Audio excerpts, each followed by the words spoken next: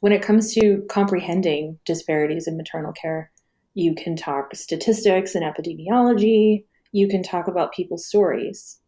In your experience, what works best to reach people and activate them to try to close these care gaps?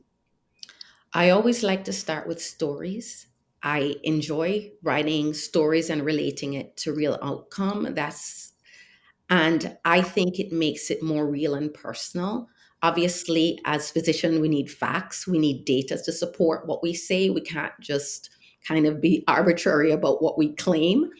But I always like stories to bring it home.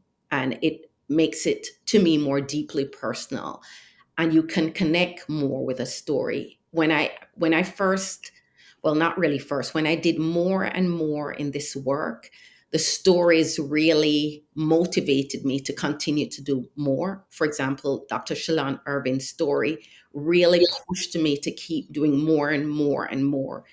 So the stories really bring it home. And I think stories are very important. People deserve a face. People deserve a face. They deserve that their stories, they deserve their stories should be told. They deserve that, and women have earned the right to have their stories told in a way, in order to make things better for them, not to make things worse, not a disparaging story, not a humiliating story, a story that gives hope or a story that can catalyze change for the better.